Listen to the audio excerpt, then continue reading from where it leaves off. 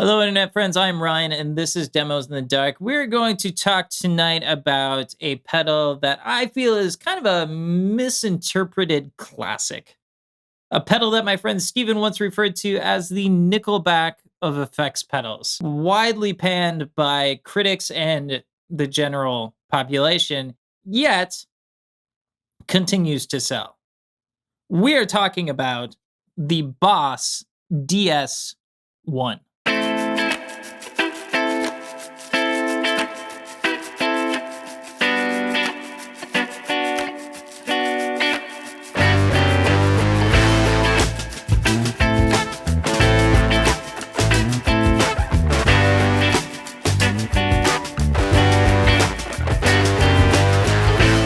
So first, a little bit about the DS-1. The DS-1 was created in 1978 and was based around a Toshiba preamp. Created some warm distortion sounds, hard clipping after the amplifier stage, where something like a tube screamer is soft clipping. It was revised with a ROHM op amp, and that was a bit cleaner. It could go from really kind of like a clean distortion all the way up to just almost square wave sounds. In 2000, it was revised yet again with a Mitsubishi op amp. That one is definitely the loudest of the three versions of it. There is some fizz on the top end as well on that one.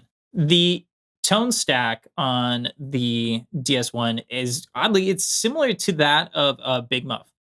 It's essentially a tilt around low mid scoop. As far as gain goes, this offers about 25 dB of gain when cranked. By comparison, a tube screamer is about 40 dB and a Proco Rat is about 70. The DS-1 that I have here is an early 80s model. It is not a silver screw, but it is a black label made in Japan model, and it has the Toshiba in it.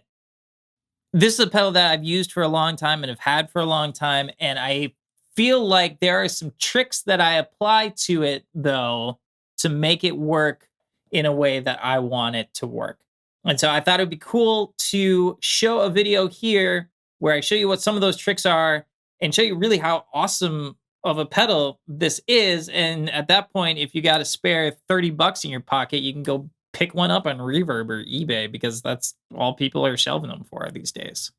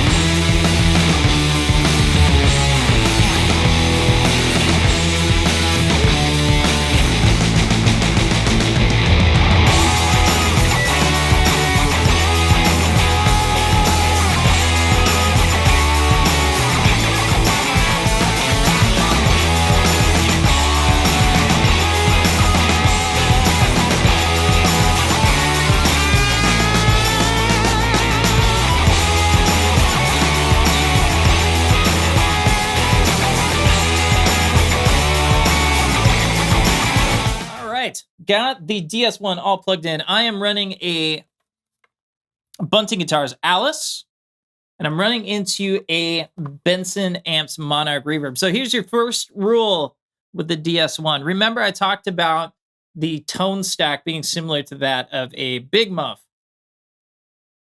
So I tend to like to pick amps that have some mids presence to them.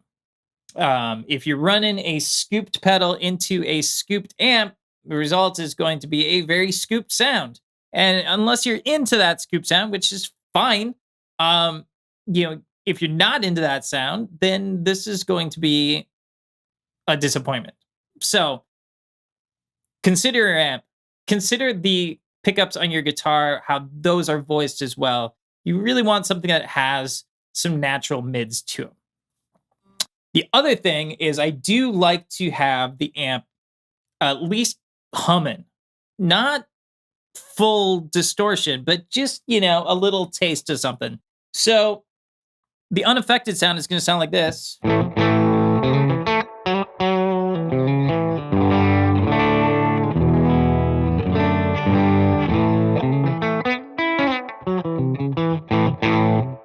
All right, so onto the pedal. Second rule that I have with the DS-1 is I think that if you turn the distortion all the way up, which is what your natural inclination to do is, especially with a hard clipping distortion pedal, I think all the way up is probably the worst it sounds. I think anything kind of on the backside is where it sounds great. And I'll show you that here because it actually does low gain really, really well. So here we go.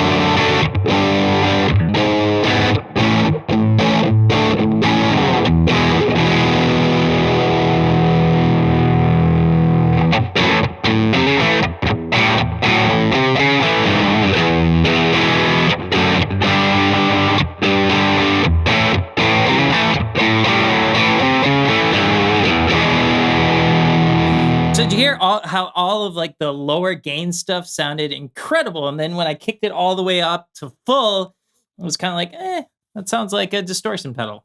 But man, everything else just really, really cool. The other thing I want to hit here is the tone knob.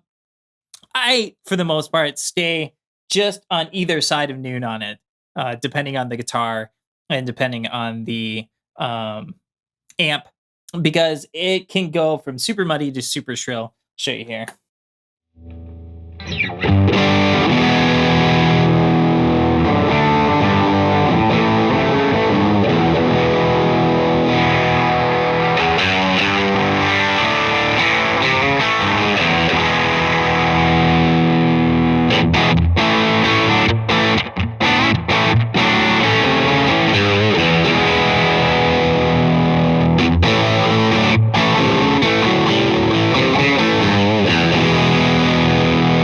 Thing I'm really into with the DS-1 is a real life application. And it's pretty similar to the idea of running to an amp that is already humming, already has some natural breakup happening. And that is that you run it into your favorite overdrive pedal. So on my board, I use a Timmy, and it's almost always on. And I like to put certain things before it and certain things after it. And in most cases, the kind of the rules would be that you take a distortion pedal and you put it after your overdrive. I like having the DS1 before. This really thickens it up, actually adds a whole bunch of presence to it as well, and really makes it sound great. So here's the Timmy all by itself.